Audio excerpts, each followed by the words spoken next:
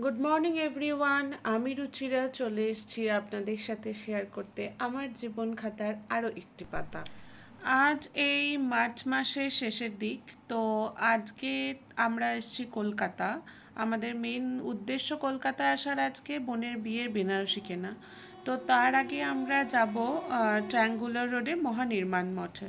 ওখানে মা বাবা দীক্ষিত, তাই ওখানে আমাদের গুরু দাদু যিনি উনি থাকেন, তো ওনার সাথে দেখা করে একটু মঠে প্রণাম করে প্রভুকে দর্শন করে আমরা তারপর যাব গড়িয়াহাটের প্রিয়গোপাল বিশ্বইতে।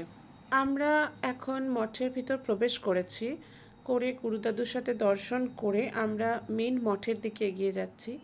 এই পুরো চত্বরটাই মহানির্মাণ মঠ, যেটা আপনারা দেখতে পাচ্ছেন। এই মঠে আসলে প্রভু নিত্যগোপালের সেবা করা হয়। কথিত আছে তিনি রামকৃষ্ণদেবের সমসাময়িক গুপ্ত সাধক ছিলেন।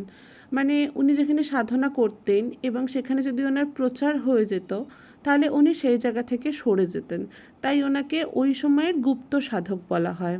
তো এখন মোটামুটি দুপুর 12টা মতো বাজে এবং এখানে এই সময় প্রভুকে অন্নভোগ প্রদান করা হয়। তো আমরা এখন সেটাই দর্শন করব আর আপনাদের সাথেও সেটা ভাগ করে নেব।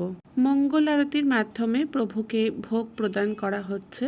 যিনি করছেন উনি আমার মা বাপির মহারাজ গুরুদেব মহারাজ যোগেশ্বরানন্দজি। এবং এই ভোগ প্রদান দর্শন করে আমরা কিছুক্ষণ ওনার সাথে কথা বলে ওনার আশীর্বাদ নিয়ে প্রিয়গোপাল বিশ্বের উদ্দেশ্যে রওনা হই।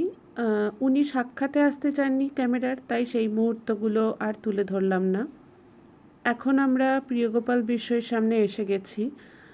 তো এবার আমরা দোকানে প্রবেশ করব। এটা গড়িয়াহাটে যে প্রিয়গোপাল বিশ্বের আউটলেটটা আছে সেখানে। দোকানে ঢোকার সাথে সাথে ওনারা আমাকে ভিডিও করতে দেখে জানান দোকানের ভিডিও করা যাবে না, কিন্তু আমি যে প্রোডাক্ট বাই করব সেগুলোর ভিডিও আমি করতে পারি বা ফটো তুলতে পারি। তাই তারই কিছু ক্লিপিং আপনাদের সাথে শেয়ার করলাম। ওর একটু ডিফারেন্ট কালারের বেনারসি পরার ইচ্ছা ছিল, তাই জন্য আমরা নানা রকম কালার ট্রাই করছিলাম। ব্লুর শেড বা ডার্ক রেডের শেড এগুলো ট্রাই করছিলাম। তো ফাইনালি মায়ের পছন্দ লালগুলোই হলো, তাই রেডের শেডেরই বেনারসি আমরা নিয়েছি ফাইনালি।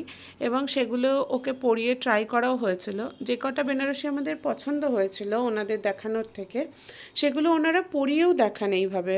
খুব সুন্দর করে পরে দেখিয়েছিলেন, পরিয়ে, যাতে আমরা ভালোভাবে বুঝতে পারি যে আমাদের ফাইনাল লুক কী হতে চলেছে। জানি না এই সুবিধা সব জায়গায় পাওয়া যায় কি না, তো আমার বিয়েতেও এখান থেকে নেওয়া হয়েছিল এবং এই সুবিধা পেয়েছিলাম, তো বোনের বিয়েতেও তাই এখানেই এসেছি। আমরা এখানে মোটামুটি যে কটা বেনারসি দেখেছি প্রত্যেকটাই 12 to 15 মধ্যে প্রাইস ছিল।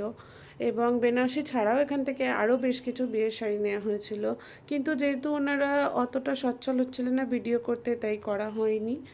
আর ফাইনালি বোনের জন্য এই বেনারসিটা কেনা হয়, আর সেটা পরে বিয়ের দিন ওকে একদম একটা মিষ্টি বউ লাগছিল, খুব মিষ্টি লাগছিল।